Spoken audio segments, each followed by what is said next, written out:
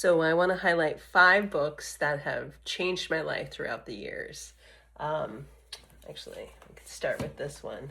So I have to say that The Giving Tree was one of those books that I came across when I was in my early 20s, but it had a profound effect on me because when we think about the amount in which we might give other individuals, in which we give life, and also just thinking about our relationships and what it means to be in a relationship.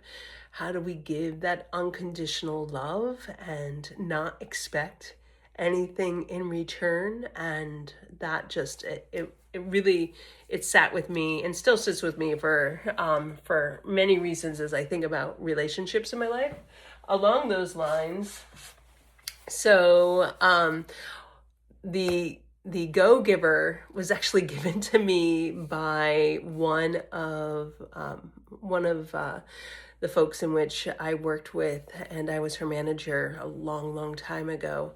And what I love about this book is, we constantly do things in life, and in many instances, we're expecting something back. But what does it mean to give just to give? And how can we not expect things back from maybe that individual or that context, but just trust that everything that we give will end up balancing out and we will end up getting in return. So this is a gift that I actually give to folks when I gift books, which I do pretty frequently. Okay, next book. Let's see what we got. Next book for me is Demian. This was my introduction to Hermann Hesse, who has had a profound effect on me growing up. I would say that this book helped me to start. It spoke to me in a way as I was trying to find myself and start to explore what it meant to grapple with the different pieces of my personality, as we all have different aspects of our personalities. And so this still sits with me, and I constantly come back to this. As you could tell, it's pretty worn. So another great book. And then a book that I love, that really allowed me to start to think about what the future of humanity could look like, was The Medici Effect. And what I love about The Medici Effect is, as we are thinking about, I read it a long, long time ago, but as we're thinking about where we are today and what will it mean if we don't have to work the way that we work now?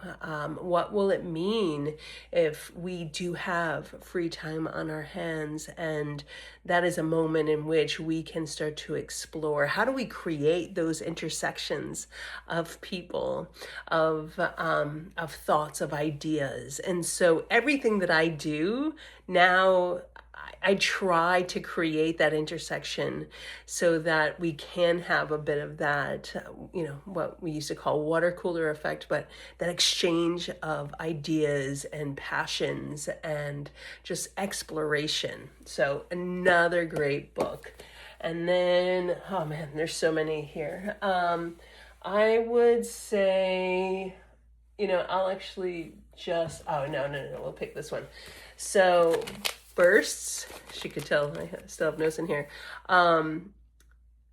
When I was starting to think about getting into becoming a researcher and what it would mean to explore that, I ended up coming across network science and falling in love with it and started to explore what a PhD in that might look like.